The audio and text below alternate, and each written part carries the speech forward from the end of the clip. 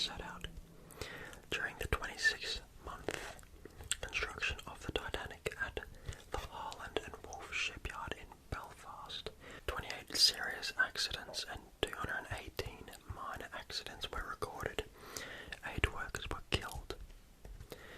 This was a smaller number than expected for the time, which was 1 death for every £100,000 spent, as the Titanic cost £1.5 million to build. 15 deaths could have been anticipated. Most of the 8 were killed by injuries sustained from falling, either from the ship or the staging surrounding it. A 43-year-old shipwright, James Dobbin, was actually killed on the day of the Titanic's launch at 12:10 on the 31st of May 1911. An estimated 10,000 people watched as the massive ship slid from the yard into the river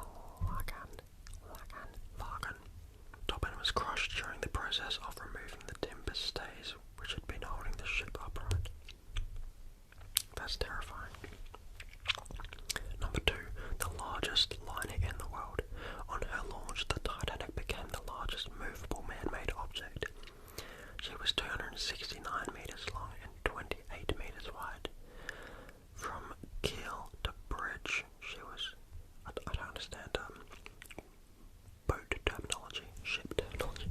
From keel to bridge, she was 32 metres high, 53 metres to the top of the stacks. Because of her grandeur, I can't speak English apparently.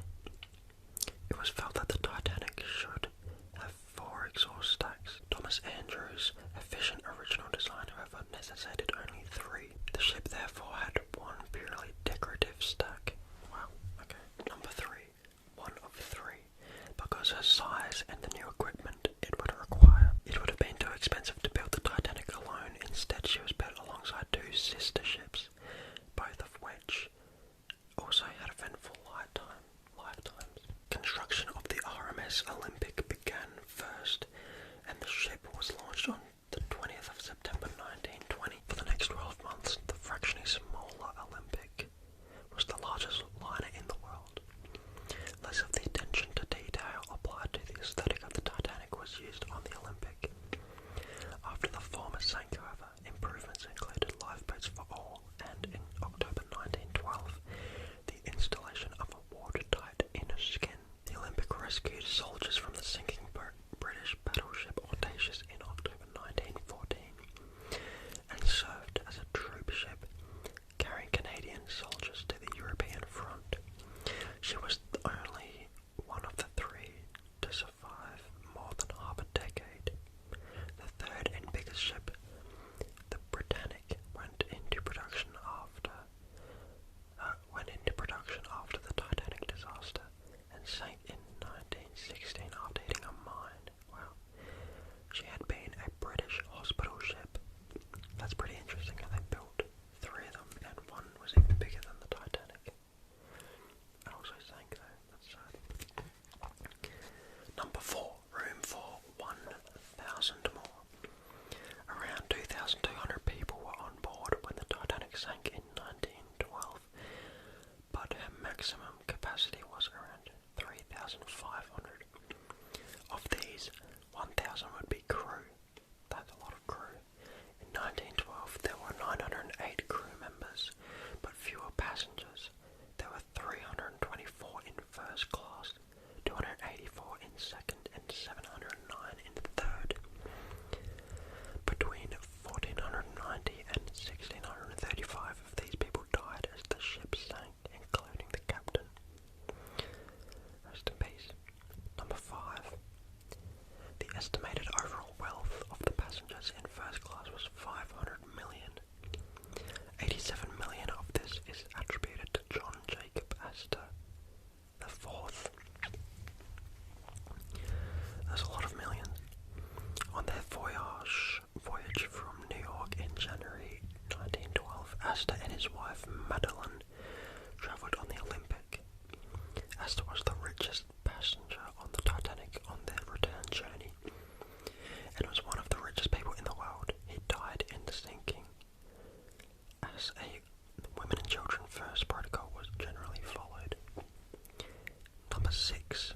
In first class, Titanic was a place of luxury. The liner had 4 restaurants and passengers ate off the 50,000 pieces of bone china crockery supplied by Liverpool's Stonia and Co. There were reading rooms, 2 libraries, 2 barber shops, and a photographic dark room on board. A heated swimming pool was reserved for use by first-class passengers 1 shilling at a time. There were also Turkish baths and electric baths, each for 4 shillings at a time. The Titanic had its own Atlantic Daily Bulletin printed on board, including news, society gossip, and the day's menu. A first-class passenger would pay £30 for a regular room or £875 for a parlour suite. The majority of passengers, however, were in third class and paid between £3 and £8. That is so cheap. I don't know how much it was worth at the time, but £3 compared to £875, that's a bargain. There were just 2 baths for all of the passengers in third class, many of whom were bunked in the 164-bed dormitory on deck G. Wow. So it's just a massive room with a bunch of beds in it. That's crazy. Number 7. Titanic was officially responsible for delivering mail for the British Postal Service. There were 5 mail clerks, a post office, and a mail room on decks F and G, along with 3,423 sacks of mail. It was reported that during the 2 hours and 40 minutes that the ship took to sink, the clerks prioritised moving sacks of mail to the upper deck. Number 8. A lifeboat drill scheduled for the 14th of April was called off. This one is one of the most shocking ones to me. This was possibly because Captain Edward Smith wished to deliver a final Sunday service before retirement. The ship sank that night.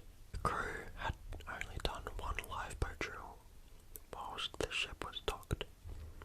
Even if the crew had been better trained and each lifeboat had been filled, there was only sufficient space for around a third of the ship's maximum capacity.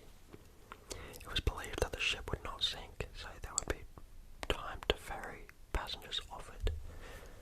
That's absurd.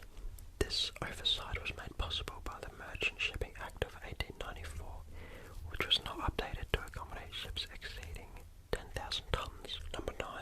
The wreck was discovered in the last 50 years.